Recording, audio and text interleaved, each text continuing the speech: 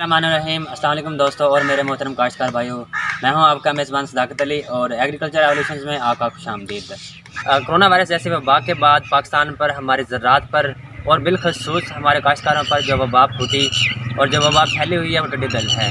इस वक्त टिड्डी दल का ज़ोर है, हर जगह इसके बारे में बात हो रही है। हर बंदा यही बता रहा है कि ये किस तरह हमला करता है और ये किस हद तक फैला हुआ है और लोकल गवर्नमेंट इस हवाले से क्या इक़दाम कर रही है।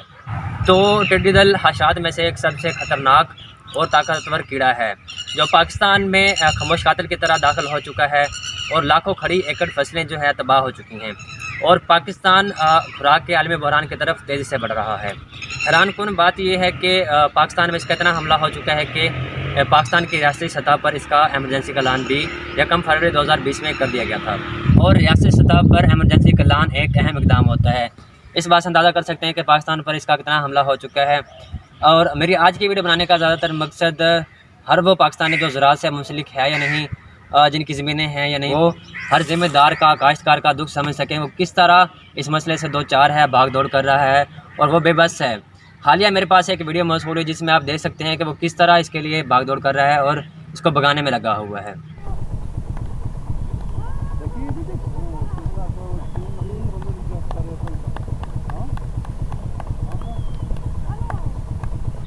तो इसके बाद सवाल आता है कि टिड्डी दल है क्या, इसकी पहचान क्या है और ये किस तरह हमला करता है। तो टिड्डी दल ग्रास हॉपर की एक किस्म है। इनफरादी हालत में ये ज़्यादा नुकसान नहीं पहुंचाते, ये हमेशा जो है ग्रोह की शक्ल में ही हमला करते हैं और नुकसान पहुंचाते हैं। जो सबसे ज़्यादा ख़तरनाक किस्म है वो सराई टिड्डी दल है जो ग्रोह की शक्ल में हमला करके फसलों को तबाह करती है। आधी हालत में इनके बच्चे हल्के सब्ज़ पीले और फिर शाही रंग के, भूरे रंग के हो जाते हैं और इसकी 7000 इकसाम में से 20 ऐसी जदीद सब्ज़ी खोर हैं जो फसलों को तबाह करती हैं। जहाँ से इनका लश्कर गुजरता है वहाँ से सब्जियों, फलों, बागात, चारागाहों का ये नुकसान कर देते हैं, उनका बेड़ा गर्क कर देते हैं। तो इनकी जो मतलब कि ज़्यादातर पसंदीदा फसलें हैं जिनके ये जानी दुश्मन है, इन्हें शदीद नुकसान पहुँचाती हैं। इनमें चना, मकई, बाजरा और चावल हैं। इसकी तादाद में भी ख़तरनाक शरह से इजाफा होता है।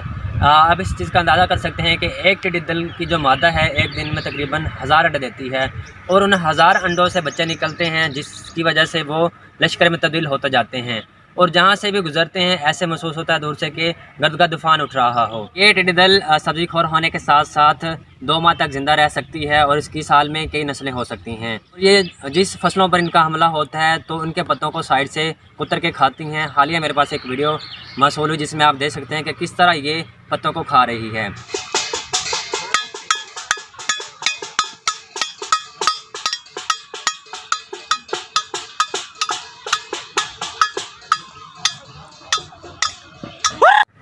एक अंदाज़े के मुताबिक एक टिड्डी दल का लश्कर तकरीबन 35,000 इंसान की खुराक खा सकता है और उनको चट कर सकता है। तो एक टिड्डी दल अपने वज़न के बराबर खुराक खा सकती है। तो इस हवाले से ये भी एक सवाल किया जाता है कि ये कितनी दूर तक सफ़र कर सकता है, ये किस तरह सफ़र करता है। तो ये तकरीबन 90 मील से ज़्यादा सफ़र करके एक दूसरे पर सवार होकर उड़ के चले जाते हैं और फसलों को तबाह करते हैं। तो इसके बाद बात करें कि इसके दौरान ज़िंदगी की, तो हर टिड्डी दल 5 से 7 दिन के वक्फे से 5 से 7 अंडों के पोड्स ज़मीन में सुराख करके देती है। तो हर पोड में तकरीबन 30 से 50 अंडे होते हैं और वहाँ से चंद हफ्तों के वक्फों से बच्चे निकलना शुरू हो जाते हैं और वो बच्चे जो बगैर परदार होते हैं वही फसलों को ज़्यादा नुकसान पहुँचाते हैं। तो इस हवाले से जो मौसर इक़दाम समझा जाता है कि जहाँ पे अंडों की निशानदेही हो जाए वहाँ पर 2 फुट गहरा और चौड़ा गड्ढा खोद के वहाँ पे उनके बच्चों और अंडों को घिराव करके वहाँ पे दफना दें या महकमे की सिफारिश करदा जो दौड़ादार जहरे हैं वहाँ पे दौड़ा करें। पाकिस्तान में हालिया टिड्डी दल के हमले से नुकसान का तखमीना तकरीबन 205 अरब रुपये हो सकता है और किसानों को इसके साथ साथ सब्सिडी भी देनी पड़ेगी और इसके साथ अज़ाफ़ी अखराजात भी उठाने पड़ेंगे। तो इस हवाले से तदारुक के लिए इक़दाम करने चाहिए। बात कर लें कि इसको कैसे रोका जा सकता है, इसका कंट्रोल कैसे कर सकते हैं, इसकी मैनेजमेंट कैसे की जा सकती है। तो सबसे पहले गैर किमाई तरीके से हम इसको कैसे कंट्रोल कर सकते हैं। जब इस चीज़ की निशानदेही हो जाए कि एक इलाके में इसका हमला हो चुका है या हमला होने वाला है तो फसल पर बैठने से पहले ढोल के ज़रिए या खाली टीन के डब्बों के ज़रिए शोर बजाकर या धुएँ के ज़रिए इसको उड़ाया जाए। चूँकि इसकी फितरत में शामिल है कि ये शोर वाली जगह पर बैठना पसंद नहीं करता, वहाँ पे नहीं बैठेगा, तो खाली टीन के डब्बों के ज़रिए शोर पैदा करके इसको उड़ा सकते हैं। दूसरी चीज़ ये कर सकते हैं, जब रात को निशानदेही हो जाए कि झाड़ियों पर या दरख्तों पर ये बैठ चुका है तो शोला बरदार मशीनों के ज़रिए वहाँ पे आग लगा के इनको तलफ़ करें। और जब बात कर लें कि केमियाई तरीके से इसको कैसे रोका जा सकता है, केमियाई तरीके से इसे कैसे कंट्रोल कर सकते हैं, तो उस हवाले से पैराथ्राइड्स यूज़ की जाती हैं।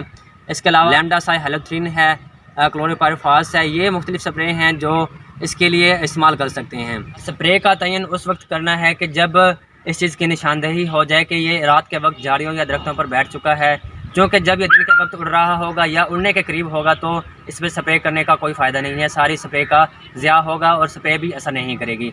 इसके लिए सबसे बेहतर तरीका ये है कि जब इस चीज़ की निशानदेही हो जाए कि एक इलाके में इसका हमला होने वाला है या हमला हो चुका है, तो रात के वक्त जब ये झाड़ियों पर बैठा हो तो सुबह के वक्त सूरज निकलने से पहले, सुबह निकलने से पहले आप महकमे के साथ मिलकर जो सिफारिश करदा स्प्रे हैं इस पर करें।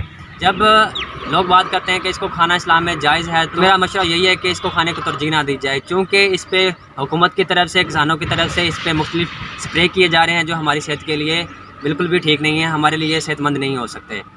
और उसके बाद बात कर लें कि अक्सर लोग कहते हैं कि हमारी ज़मीनें नहीं हैं, हमारी फसलें नहीं हैं या हम ज़राअत से जुड़े हुए नहीं हैं, तो वो लोग ये बात ज़हन नशीन कर लें कि आइंदा चंद सालों में कहत होगा और जिनकी फसलें बची हुई होंगी उनको तो यकीनन अच्छा रेट मिल जाएगा, लेकिन आइंदा दिनों में, आइंदा सालों में महंगाई का ज़ोर होगा, हर चीज़ हमारे दस्तरस में नहीं होगी और पाकिस्तानी अवाम भी महंगाई का रोना रोएगी और हमारे हाथ में कुछ नहीं होगा। देखा गया कि पिछले साल जिन फसलों पर टिड्डी दल का हमला हुआ तो उन फसलों का जो चारा जानवरों के इस्तेमाल में लाया गया तो जानवरों में इसके असरात मिले, जानवरों में बीमारियां फैलीं और उनका दूध कम हुआ।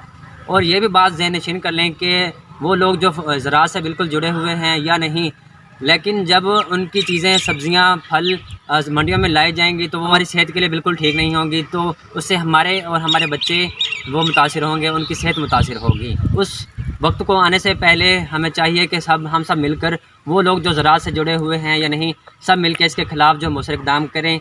अभी हमारे पास वक्त है, इसको रोका जा सकता है। और कुछ लोग कहते हैं कि ये खुदा की तरफ से नागहानी आफत फुट पड़ी है, इसे नहीं रोका जा सकता, हमारे बस में नहीं है। तो ऐसी कोई भी चीज़ जो है नामुमकिन नहीं है, या ऐसी कोई चीज़ भी नहीं है जिसे रोका ना जा सकता हो।